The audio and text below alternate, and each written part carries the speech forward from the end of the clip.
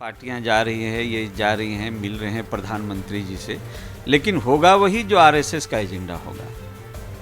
और आरएसएस के विचारधारा पर भारतीय जनता पार्टी चलती है, को इस तरह फुसलाते हुए चलते जाना है। और 20 वर्ष में जब आप कुछ नहीं किए बाढ़ से बचाने के लिए, तो अब क्या कीजिएगा?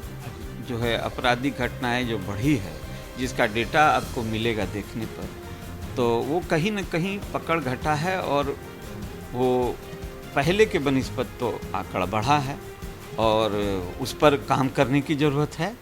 नमस्कार, मेरा नाम है निखिल। आप देख रहे हैं न्यूज़ फॉर नेशन। हमारे साथ मौजूद हैं आम जनता पार्टी राष्ट्रीय के राष्ट्रीय अध्यक्ष विद्यापति चंद्रवंशी जी। आज हम इनसे बिहार के संदर्भ में कुछ बातें करेंगे। चंद्रवंशी जी, सबसे बड़ा सवाल यह है कि अभी बिहार में जातिगत जनगणना को लेकर एक बवाल मचा हुआ है। जिस तरीके से नीतीश कुमार कल प्रधानमंत्री से मिलते हैं और साथ ही साथ विपक्षी दल भी शामिल थे और भी बिहार के 10 दलों के नेता शामिल थे, इसको किस तरीके से देखते हैं? देखिए, ये जातीय जनगणना का पूरे बिहार नहीं, पूरे देश में ये एक आंदोलन का रूप ले रहा है जी। और मैं जहाँ तक समझता हूँ, ये सब जो 10 पार्टियाँ जा रही हैं, ये जा रही हैं, मिल रहे हैं प्रधानमंत्री जी से, लेकिन होगा वही जो आरएसएस का एजेंडा होगा। और आरएसएस के विचारधारा पर भारतीय जनता पार्टी चलती है। और अगर आरएसएस का इशारा होगा जातीय जनगणना कराने की, तो होगा। क्योंकि याद कीजिए आप, तो जिस समय अटल जी की सरकार थी जी, उस समय भी स्पेशली इस चीज़ को रोका गया था कि नहीं, जातीय जनगणना नहीं होगा। और इसलिए ये सब एक ड्रामाबाजी है, इस सब में कुछ है नहीं। जो आरएसएस का एजेंडा होगा वही होगा, ऐसा ही हम समझते हैं। और जनता को दिखाने के लिए आप जो भी कर रहे हैं, जा रहे हैं, ठीक है। आपकी भावना क्या है वो तो दिखेगी आने वाले समय में।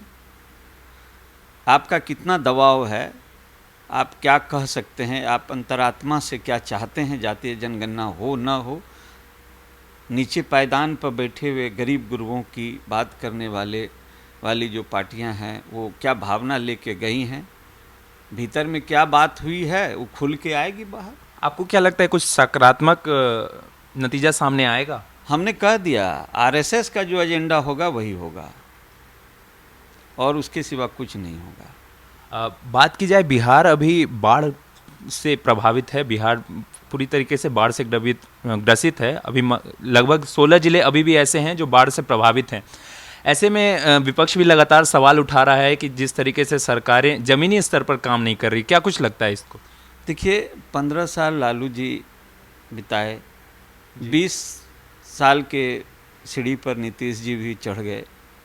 और मैं ये समझता हूँ कि जिस समय लालू जी थे और जिस समय नीतीश जी गद्दी संभाले जी, अगर बाढ़ की विभीषिका को देखिएगा और परिस्थिति को देखिएगा और आज से उसका मूल्यांकन कीजिएगा, तो आपको महसूस होगा कि उस समय, आज से 15 वर्ष पहले, नीतीश जी जो बाढ़ की स्थिति बिहार में थी, उसमें कोई तब्दील नहीं आया है। यहाँ तक कि बाढ़ की विभीषिका बढ़ी है।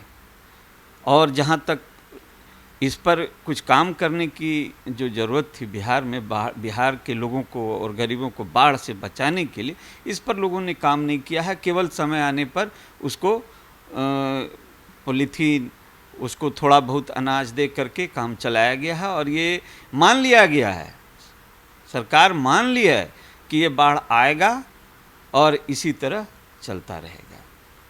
जनता को इस तरह फुसलाते हुए चलते जाना है। और 20 वर्ष में जब आप कुछ नहीं किए बाढ़ से बचाने के लिए, तो अब क्या कीजिएगा जी?